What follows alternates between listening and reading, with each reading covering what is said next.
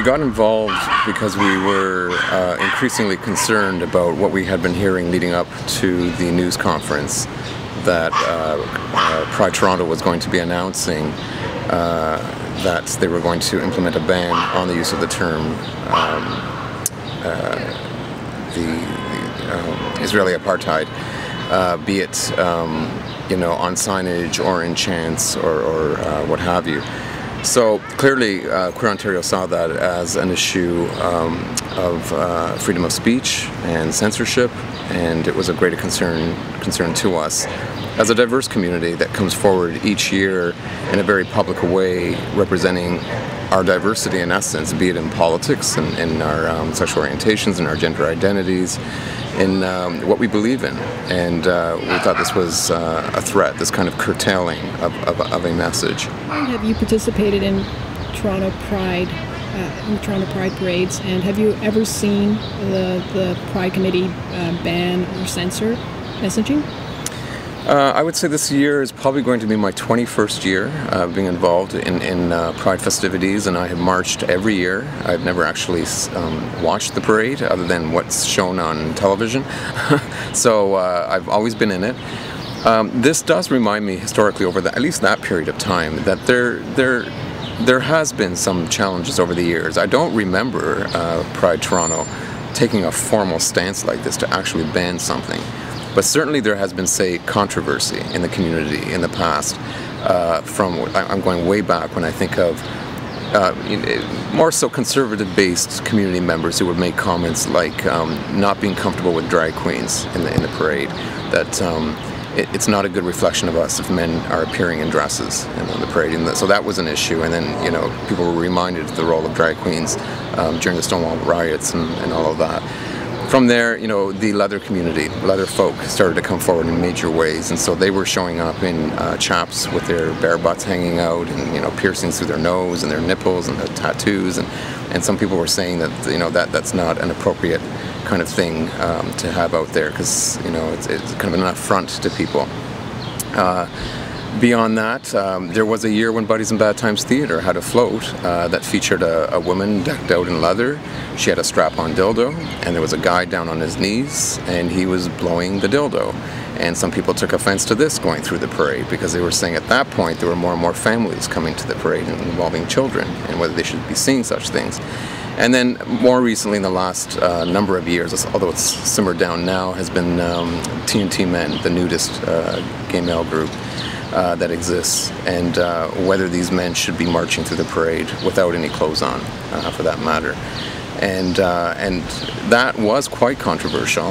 There were some years where some of them were arrested at the end of the parade route by the police. They waited until they got through the route so that they were away from the sights of the crowds, so not to. So in that case, the Pride Committee was also involved in censoring? It was almost like they were a third party. They didn't have any kind of direct message out there. There was some kind of work to kind of discourage them or to encourage them to put something on. Of course, it became very subtle around, all these guys wear footwear to march through the parade, and is that the something? And one year I think they all wore fig leaves over the groin area when they were quite under threat. So it's been kind of vague over the years, but this is the stuff that's happened, and it just shows you that it's part of our push to be alternative, to be progressive, and to get society to look and see things differently than they have in the past. Be it nudity, be it men in dresses, be it men or anyone in leather, and be it a political issue like Israeli Apartheid. Is the Pride Committee's 2010 ban on the terms Israeli Apartheid the most overt censorship that you've seen? I believe it has been over all these years. I think it probably has been the most overt. The fact that they would hold a news conference and state it as formally as they have. They put out statements making it very clear. So this is why I think they're getting the reaction they're getting. It's very clear that they're curtailing this. This is a form of censorship. We have full confidence in the staff and volunteers who have worked so hard this year to make Pride happen. They are the backbone of Pride Toronto. I thank them for their professionalism and dedication, especially under this tremendous pressure of this debate.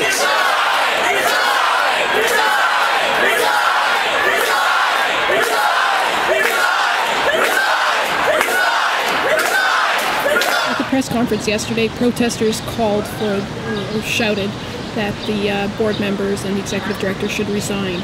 Well, it certainly raises a question, because for people to be shouting such comments directly at board members and the executive director of the organization, I think it starts to communicate in a very blatant way a lack of confidence in their ability to carry out the job. And I don't think those comments were shouted out just out of the blue. It was very much based on the comments that were being heard, being put forward by the executive director, being put forward by board members, that were really angering the crowd and making people feel like you are not communicating to us, you are doing this for the funders. And so that doesn't paint a very good picture. And so between now, this being May 26th, and Pride of 2010, unless the board and the staff of Pride Toronto find a way to work with the community to address this issue, I don't know that confidence is going to be withheld or sustained, rather, for them continuing to do their job. Because if this ban continues to go right through, and whatever happens on Pride Day itself, should they try to implement this ban, will really tell us whether the community will tolerate having such people running the organization.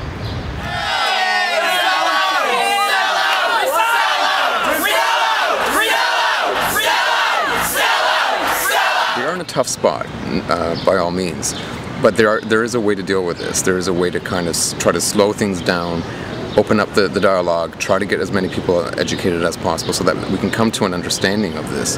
And even at the end of the day, if we find that we just can't quite agree with that position, whatever that position may be, we do have to respect freedom of speech. We have to respect the fact that people come from different perspectives. We are not a monolithic community, and we have to make room for diversity.